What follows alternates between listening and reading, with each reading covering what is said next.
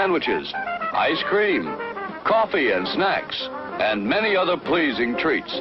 Our foods are fresh and tasty, our drinks satisfying and refreshing. They're so good. Welcome to Average Joe's Drive-In. And now, on with the show. Hey everybody, welcome to Average Joe's Drive-In, episode 40 Reviewcast. I am your host, TJ Washburn.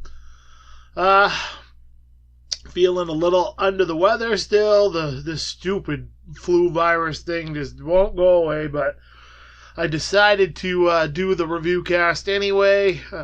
Homesick, so hey, why not?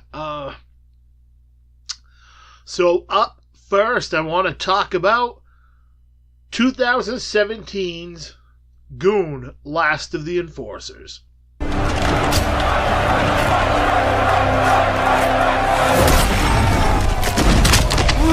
What has happened to Doug Glatt? This sport is everything in you. You throw one heavy punch with that right, that's your career. Now I'm pregnant. This is big, Doug. There's a restaurant nearby that sells hot dogs. The doctor said that I should never play hockey again. Eva's cousin's got a job opportunity at an insurance company. How was your first day? Work. It was so fun. Doug Glatt, storage room. That's you. Oh, okay. The Highlanders have traded for star forward Anders King. It's my team now. I need to protect my team. Hello, sir. You train me? Train you to what? Teach me to fight with my left. All right. Ah, shit! Let my fucking bus pass in there. Just the left. There you go. You look like Super Mario.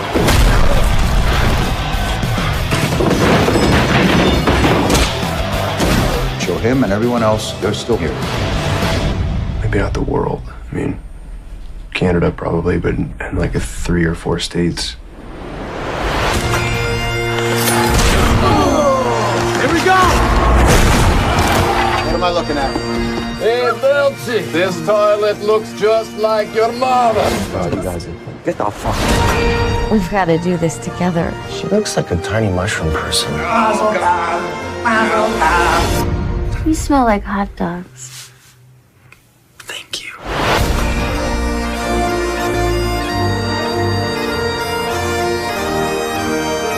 I don't have to fight you. Yeah, you do. This could only mean one thing. Oh, he's back as a Highlander! This film was directed by Jay Baruchel, has a runtime of 101 minutes, it is rated R, stars Sean William Scott, Allison Pill, Marc-Andre Grodin, and Liev Schreiber. I watched this one on Netflix. The synopsis. A lockout has reunited old teammates and brought a crew of new players to the bench for the Halifax Highlanders. Sidelined after one too many hits and now married with a baby on the way, Doug the Thug Glatt hangs up his skates and settles into life as an insurance salesman. But when Doug's nemesis, Anders Kane, is made captain of the Highlanders and new ownership threatens to tear his team apart, Doug is compelled back into action. I was looking forward to this one after watching the very underrated and enjoyable Goon.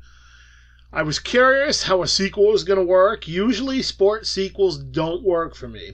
They never have the same heart or hit the right way, more often than not anyway. You know, there's a few exceptions to the rule. While I didn't enjoy Goon Last of the Enforcers as much as the original film, I did think it was damn solid. Much of the heart and comedy of the first film was still there. There were several laugh-out-loud moments, and I thought it was a very well-done follow-up. Again, as I said when I reviewed Goon, Sean William Scott is excellent as Doug Glatt. I know he's kind of been typecast, but I think he's a decent actor who should be given more shots. There hasn't been a ton of stuff I haven't enjoyed him in.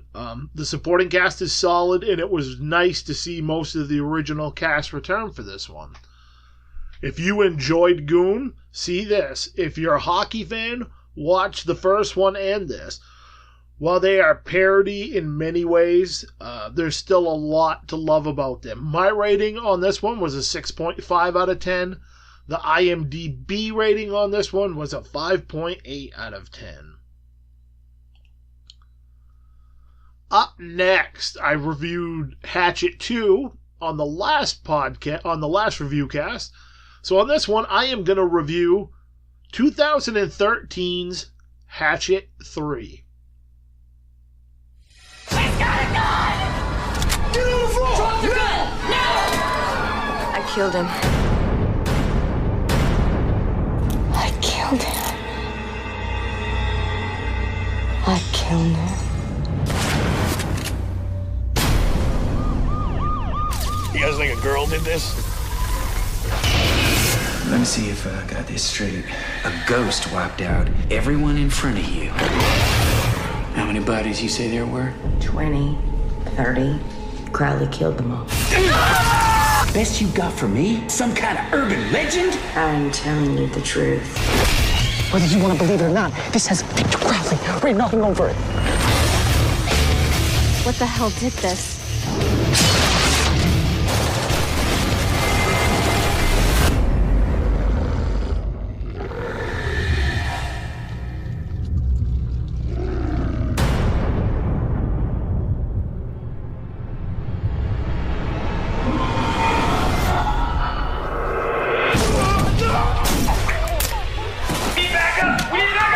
You still think he's dead? Killed him. Oh shit! Help! Help! Help!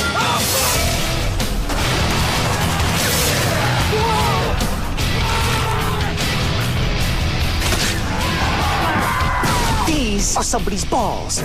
Balls are not supposed to be hanging from trees.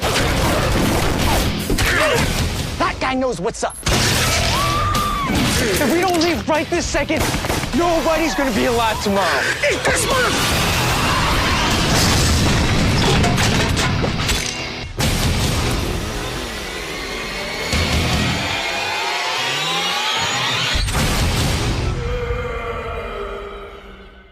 This film was directed by B.J. McDonnell, has a runtime of 81 minutes. It is rated R, stars Danielle Harris, Kane Hodder, and Zach Galligan. I watched this one on Amazon Prime. Synopsis. A search and recovery team heads into the haunted swamp to pick up the pieces, and Mary Beth learns the secret to ending the voodoo curse that has left Victor Crowley haunting and terrorizing Honey Island Swamp for decades. The third installment of the Hatchet franchise, and one I hadn't seen before. I enjoyed the first two, so I was anxious to see how this one would play out. And as I mentioned, I just, reviewed Hatchet 2 on the last review cast. I'll be honest, I didn't like this one as much as the first two, but I've certainly seen much worse when it comes to these types of films. It's not so much the film's bad or anything, but it's more of the same. There really wasn't anything new and exciting. Also, while still gory, it's toned down a bit compared to the first two films. It also seems like this one was made for the fans and to kind of placate the fans and end the franchise. So it kind of seems dialed in a little bit. Honestly, it looks like it had a decent budget. The acting was fairly solid. The kill count seemed more about volume than coming up with anything new. For a slasher, this certainly felt like, as I said, it was dialed in. You could also say that about any of the other franchises at one point or the other. It moves along quickly like the other films in the series. This isn't a rough viewing by any means if you like this type of film, but it does feel forgettable. Despite all that, I'm sure I'll find myself watching this one again at some point. If you're a fan of the first two Hatchet films, I definitely recommend giving it a view. Outside of fans of the series, I can't see there being a whole lot of interest in this one. With that being said, I'm very much looking forward to checking out the new film in the series called Victor Crowley. I believe Adam Green is back directing that one. Look for my review on that one in the coming months when I'm able to finally get a hold of it. My rating for this one is a 4.5 out of 10. The IMDb rating on this one is a 5.7 out of 10. Up next, I've been kind of all over the place with what I've been viewing. After, I go through these spells where I just want to watch sci-fi or horror or fantasy or whatever, action film, doesn't matter what the genre is. But I get in those moods where that's kind of like, I'll go and just, that's all I'm going to watch. And I just don't check out a lot of other things when I get in those moods like that. Right now, I'm kind of in one of those spots where it's whatever happens to strike my fancy. It may be a horror movie, maybe a comedy, maybe a drama, maybe an action film. It could be a documentary or a TV show, kind of whatever. And I am definitely in that mode right now. So up next, I want to review a comedy from 2013, and that is This Is the End. Sam! I'm the best we could ever plan. James Franco's having a giant party. This place is beautiful, man. This place is like a piece of me. You two just stepped inside me. You let us both come inside you. Yeah. Boom. Thanks, James Franco. Have you seen Michael Cera tonight? What's up, Brianna? Can't believe people still invite him places. Don't touch my bumper, bitch. It's a weird face. So hot.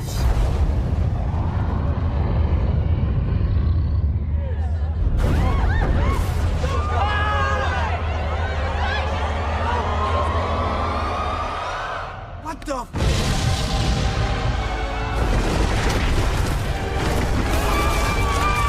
Come on, get out! Greg! It's too late for you. You're already in the hole. Damn it! Get off of me, see? The sheriff's office is urging people to stay in their homes right now. Looting, rioting. For all we know, the Lakers could have just won, and that's the reason why all this is happening. I think it's the apocalypse. It's all in here. And he opened the bottomless pit. The sinkhole, every single time I turn on the news, sinkhole in South America, a bunch of South Americans getting sucked into the ground. Sinkhole in my house. What you want, son? We should just stay in here, fortify this bitch, and take inventory of all the food we have. We got 12 bottles of water, 56 beers, Nutella, CT Crunch, a Milky Way. Can I have that Milky Way? No, you can't have the Milky Way. It's my special food. I like it. I want some of the Milky Way. I'll be pretty bummed if I don't at least get a bite of the Milky Way. What you want, son? This is my game. This is my lane. Get out of the way. What you want, hun? What the hell? Oh, my God! Emma Watson showed up. Give me everything you have to drink! There are 6 of us. You cannot rob us! Oh! Hermione just stole all of our shit. What you want, son?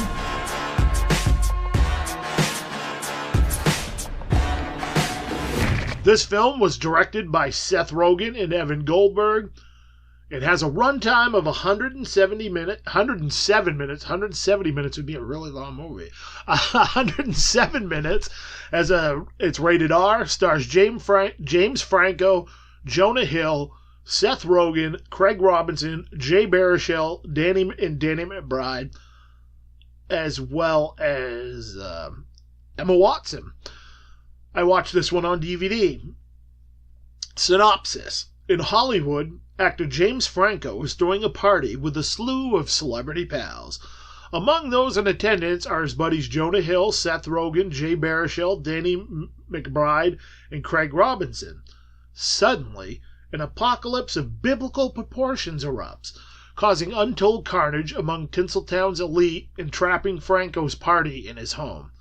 As the world they knew disintegrates outside, cabin fever and dwindling supplies threaten to tear the 6 friends apart. This is one of those random movies that comes out from time to time that is so stupid and absurd, it works. I remember the first time I watched this, I had zero expectations of it being any good because the premise sounded so dumb and goofy. I figured there's no way in hell this is going to work. More often than not, it does. There are plenty of laugh-out-loud moments, which is all I want out of a comedy. Make me laugh no matter how you get there. If it works, it works. The chemistry between the actors is phenomenal. It reminds me of hanging out with my friends and just being dumb and goofy. Which, it sums up this movie pretty well. That, to me, is what makes this film work. I don't think it would have otherwise. Also, the cameos of people playing themselves are great. You could tell everybody just had fun with it and kind of poked fun at themselves and just, it was enjoyable that way. This is a good late-night, shut-your-brain-off type of comedy. It's not going to make you think or break down any walls. The way the actors poke fun at each other and themselves is perfect. If you want goofy, dumb fun that does anything but take itself seriously, this is a good film to check out. Also, it probably would help if you're a fan of the main actors involved, because that's where most of the charm and laughs come from, is knowing those actors, the different roles they've been in, and just kind of what they're kind of poking fun at and being goofy and all that sort of thing. My rating on this one is a 6 out of 10. The IMDb rating on this is a 6.6 out of 10. So, up next is a classic sci-fi film, in my opinion, and that is 1987's The Running Man. In the year 2017, an innocent man accused of a crime has a choice: hard time or prime time. Sensational. Perfect contestant. I want him. He must pay or play the running man. On your mark. I'll be back. Go! The highest rated TV show in history. Guess they want us to stay. It's a game between life and death.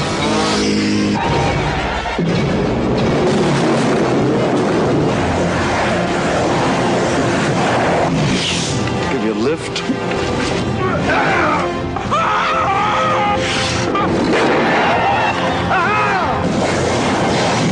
Arnold Schwarzenegger is the running man. He's playing for a prize. The prize is his life. How about the life? The Running Man. This film was directed by Paul Michael Glazier, has a runtime of 101 minutes, rated R, stars Arnold Schwarzenegger, Maria Conchita Alonso, and Yaphet Kotto. I watched this one on VHS. Synopsis. In the year 2017, America is a totalitarian state where the favorite television program is The Running Man, a game show in which prisoners must run to freedom to avoid a brutal death. Having been made a scapegoat by the government, an imprisoned Ben Richards has the opportunity to make it back to the outside again by being a contestant on the deadly show. Although the twisted host, Damon Killian, has no intention of letting him escape. Growing up, this was one of my favorite Schwarzenegger films. It's been quite some time since I watched. I can't remember exactly when that was, but it's been many years. I was in the mood for something I hadn't seen in a while, but was also something familiar. This was a perfect pick. One thing about my viewing of this film this time around that struck me was how close to reality this film is in some aspects. If you currently look at how reality television has taken over the airwaves and how much it influences people and their daily lives, this isn't far off from where we're at now. While set in a slightly more dystopian future than where we're at now, the moral quandary of what's entertainment and what's reality is certain there. You could even throw things in like net neutrality and censorship into the fold and how that could affect things. I'm actually quite amazed at how much this film resonates now, maybe even more so than when it came out. On the surface, it's very much a cheesy 80s action film. But those tones of the above-mentioned things are firmly planted within. For a movie that's 30 years old, it's funny how poignant it actually is. That only made me appreciate it more. I'm glad I pulled it out of the movie pile and watched it. If it's been a while since you've seen it, or have never watched it, I'd be curious to hear your thoughts. Also, for those of you who may not realize this film was based on a Bachman book, which is Stephen King's pseudonym. Thought that was a cool little tidbit to throw in there for those of you that might not know. My rating on this one is a 7 out of 10. The IMDb rating on this is a 6.7 out of 10. So, forgive me if I'm a little off off today, because I'm definitely not feeling well. I'm trying to get through this the best I can, and so bear with me. I want to talk about a remade film franchise. A lot of people are very familiar with the classic Planet of the Apes films, and back in 2011 they started remaking them. This is the second time they've been remade. A lot of people are familiar with the kind of meh Tim Burton version. So I hadn't seen War for the Planet of the Apes yet. So I kind of wanted to go back and revisit both Rise and Dawn, as it's been a while since I'd seen either one of them. So I figured it would make sense that, I view those before I watched War, just so I kind of remembered what was going on. I figured it would just be a better way to do it. So with that being said, I'm going to do a review of all three of those films.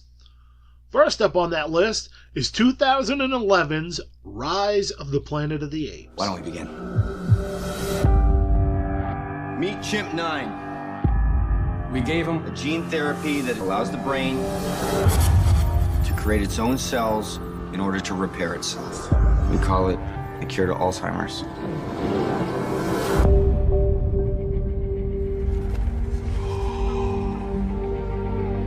Oh, he's a smart one, isn't he?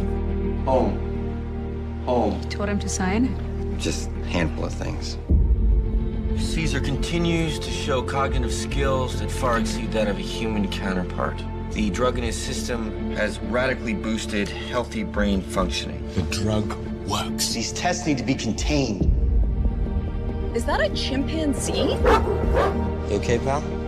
No, you're not a pet.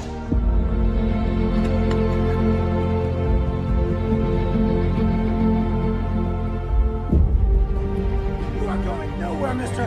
You or your son are going to stay for my choice. Stay right there.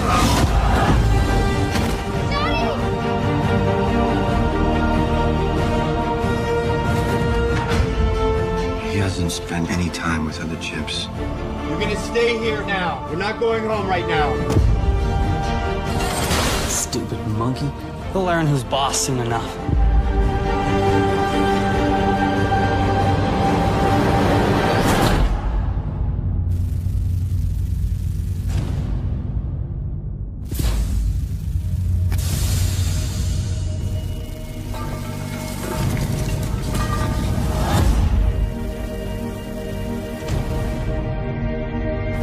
You have no idea what you're dealing with.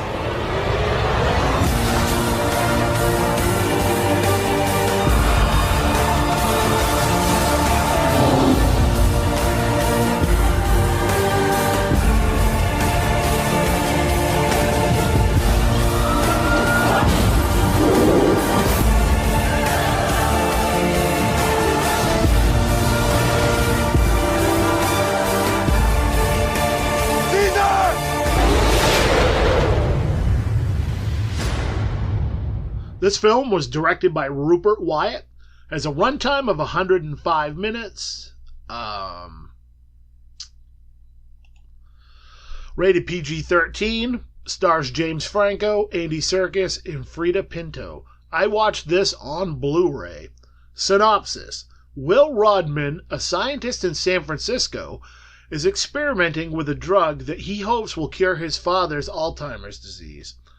After his work is deemed a failure, Will becomes the guardian of Caesar, an infant chimp who was exposed in utero to Will's drug. Caesar displays unusual intelligence, and Will decides to continue his experiment secretly. But as Caesar's intellect and abilities grow, he comes to represent a threat to man's dominion over Earth. I think I may have liked this more the third time around than the first two times I viewed the film. While it's rather slow at times, it doesn't really drag. There's a good story and the setup as to how everything happened. There's also plenty of nods and foreshadowing for sequels, a handful of which I didn't notice the first couple of times I watched the film, because they're very background type of things. The CGI looks a little dated in spots, but overall not bad. It's nothing that will immediately pull you out of the film. More of those mental notes that it's CG and not practical type of thing. The acting is very solid all the way around. James Franco does a great job in his performance as well.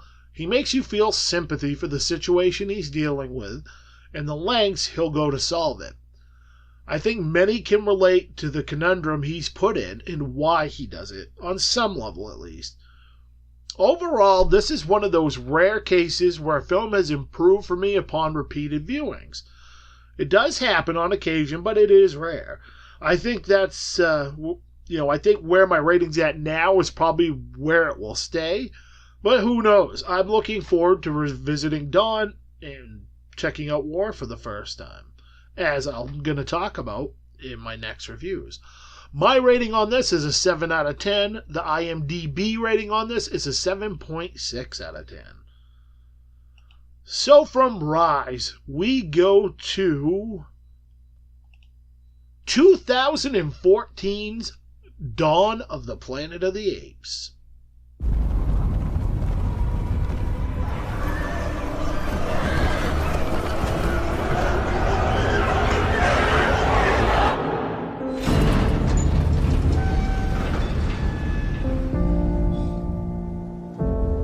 Apes do not want war.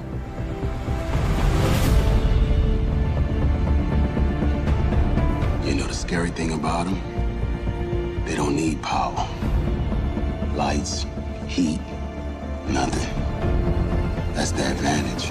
That's what makes them stronger. We both have families. You want to protect yours, I want to protect mine. It's our only chance for peace. Are you aware? No! They are going to turn on you. They're animals! Caesar, you're home. Who was that? A good man like you. Caesar love humans more than apes. If you threaten his family, he will retaliate. Don't shoot! Don't you move! Should we shoot him? Maybe. Oh, hey. Oh, you want a drink? All right. Easy. All right.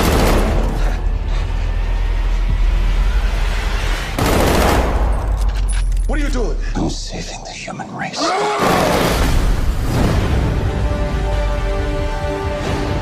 my God. We made contact. Military. They're already on their way. Caesar, you have to go. Go where? This is my home. I'm sorry, my friend. War has begun. Caesar!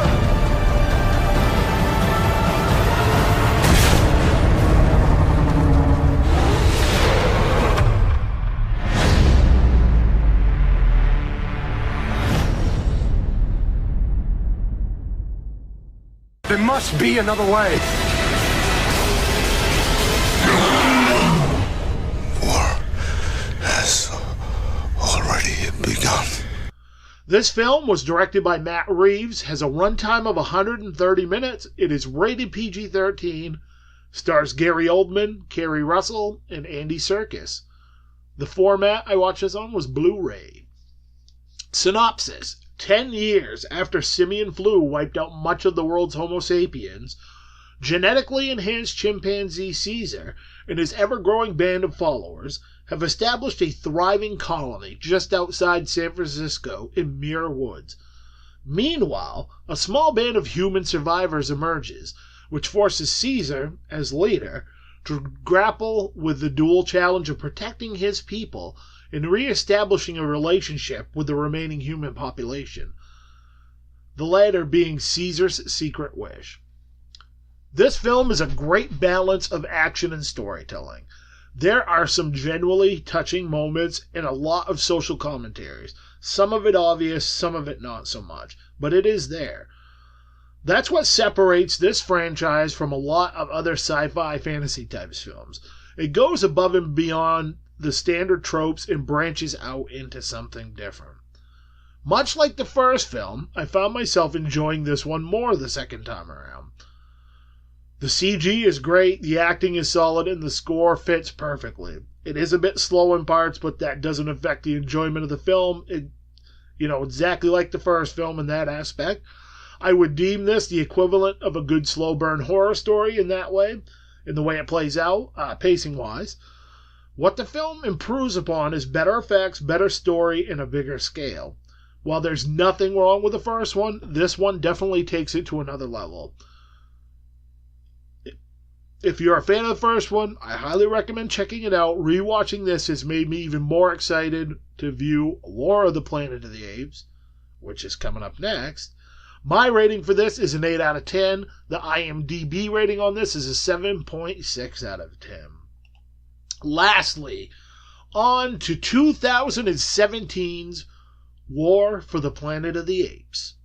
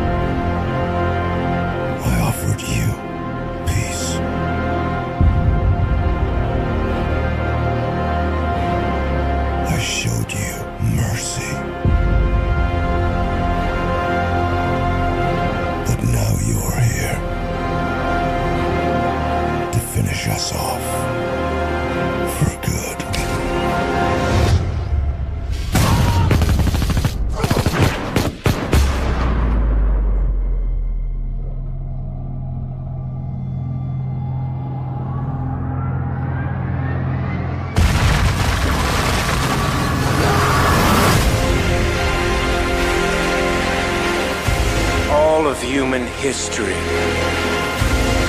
has led to this moment.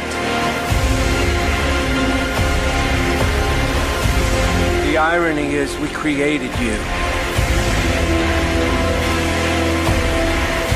and nature has been punishing us ever since. This is our last stand. And if we lose,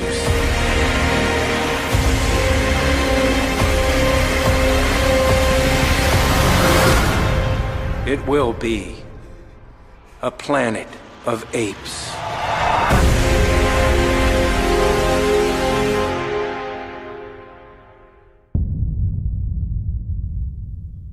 This film was directed by Matt Reeves, has a runtime of 140 minutes, rated PG-13, stars Andy Serkis, Woody Harrelson, and Steve Zahn.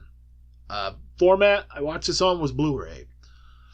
Synopsis: Caesar and his apes are forced into a deadly conflict with an army of humans led by a ruthless colonel. After the apes suffer unimaginable losses, Caesar wrestles with his darker instincts and begins his own mythic quest to avenge his kind. As the journey finally brings him face to face, Caesar and the Colonel are pitted against each other in an epic battle that will determine the fate of both of their species and the future of the planet. The third and what I assume is the final installment in the trilogy of Planet of the Apes reboots, this is one I have been very excited to see. I was anything but disappointed with this film. What an amazing piece of cinema, and for nothing else but the incredible CGI and camera work. It's amazing to see how far that stuff has come from early films like Jurassic Park to where it is at now. The fact that amazing actors like Andy Serkis can bring together a performance like they do and make you feel like their character is real is incredible. That man needs an award already. Something for bringing to life characters like Gollum and Caesar. Without him and his ability to embrace and make his characters come alive, those films certainly wouldn't have the same effect on us that they do. This film trilogy has improved for me with each film. I think part of that has to do with the advancement of the effects. Not that any of the previous films were bad, where that's concerned, but it's to the point of almost being seamless. Also, the overall story arcs have improved with each film. Each one has dared to go a little bigger and more ambitious. I highly recommend checking this one out. If you haven't yet, if you're able, it's worth the time to sit down and watch all three in close proximity. Not only does it make you appreciate each film more, it also helps shed light on just how far they advanced in the 6 or 7 year time period with the effects. These films now easily rank in my top 3 or 4 film trilogies of all time. They are definitely right up there with Star Wars, Lord of the Rings, and the original Dead trilogy from Romero. My rating on this is an 8.5 out of 10. The IMDb rating on this is a 7.5 out of 10. As I said, in the reviews, it was just, it's weird because most trilogies, a lot of times, the first film is good, and the second film is like the masterpiece film, and then the third film is good. This was just, it was kind of weird in the way this trilogy progressed and how each one kind of topped the next, the one before it. And that's really cool because as fans, if you enjoyed the first one, it just makes them better and better as you go through.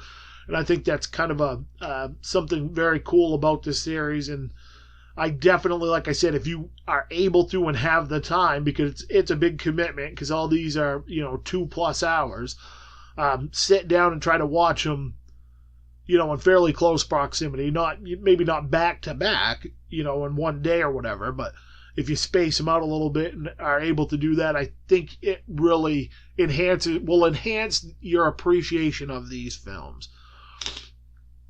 And last but not least, I wanted to talk a little bit about a film that I have reviewed before, so I'm not going to give it another review, but I want to talk a little bit about the Blu-ray release of it and, getting a chance to watch that again outside of the theater. Film still is absolutely amazing. I love it.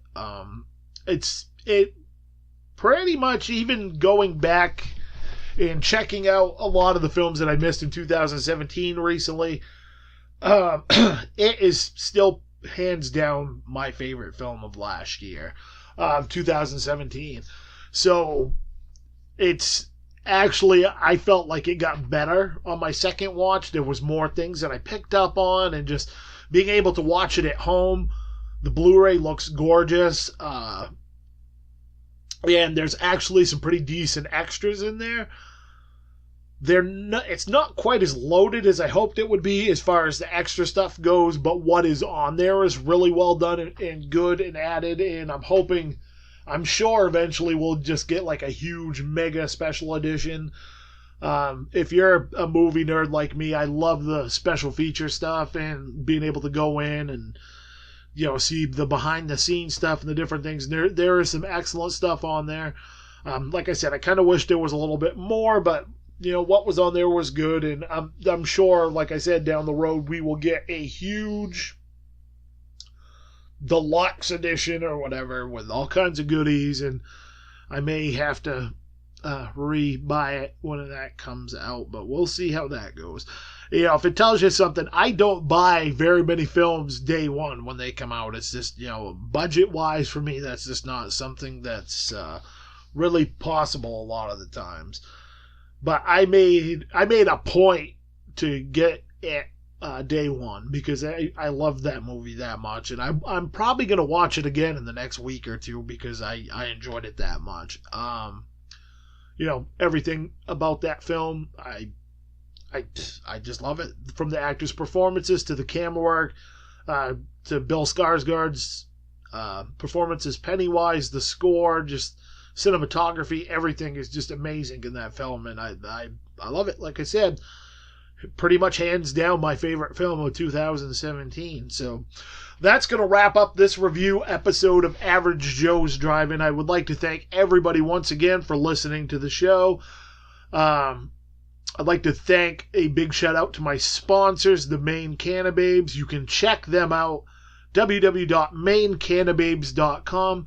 They have all kinds of cool stuff in the pipeline. If you are interested in getting involved with their organization, go to maincanababes.com. I believe there is some links to how you can do that. There's a bunch of different things they have going on in different aspects for both men and women. So check that out if you want to get involved with it or you want to support them. I do believe there might be a few calendars left. I'm not 100% sure. They have all kinds of cool stuff coming up. I believe they may even be starting to kind of get things in order for next year's calendar. I hope to maybe get Jenny on here again, Jenny Plum, the founder of the Main Can of Babes, on here again at some point in time. Kind of catch up with her. She was my very first guest here on Average Joe's Drive-In. So again, that's maincanababes.com. Support all the awesome things that they do, and keep up to date on what's going on with them there. If you want to support Average Joe's Drive-In, please spread the word. Tell your friends. Word of mouth is huge. You can find Average Joe's Drive-In not only on Podbean, but you can find us on YouTube. You can find us on iTunes. Most major podcast apps, you will be able to find Average Joe's Drive-In. If you want to connect with us online, go to Average Joe's Drive-In Podcast on Facebook, Thomas Washburn Jr. on Instagram, TWJ Author on Twitter. You can also check out thomaswashburnjr.com, which has links to all of those pages. Also links to the actual Average Joe's Drive-In Podbean page, if you want to check that out. I believe also you will be able to check out Average Joe's Drive-In on Spotify very soon. Kind of working on getting that taken care of. Thank you, everybody that continues to support the show and listen. I enjoy hearing from you guys, so if you have anything you want to mention, talk about, please, comment on things I post on the different websites, and, leave comments and just chat. If maybe there's something you want to have me review, or you would like to hear my thoughts on, or an idea or something, anything like that, or maybe ideas for guests, anything like that sort of thing. I do have a few things in the pipeline that I'm not really 100% sure on how I'm going to move forward with those. With the show, it's not really going to change the show any, but it might add something, another layer to the show, let's say. So I'm going to be kind of interested to see how that goes and works out, and if everything goes really good with that, I'm hoping maybe in the next month or two, I'll be able to tell you a little more about that. But for now, I am your host, TJ Washburn. You have been listening to Average Joe's Drive-In, and I will see you sexy animals on the flip side. It's intermission. Rise and stretch time. Time to refresh yourself and visit our snack bar. Got a yen for hot popcorn? Your favorite soft drinks are sparkling cold. The juicy Frank sizzling hot. There's delicious coffee, freshly brewed, and all kinds of ice cream and candy to tempt you. Showtime will be announced loud and clear to get you back to your car in time. So stretch your legs. Come to the snack bar now.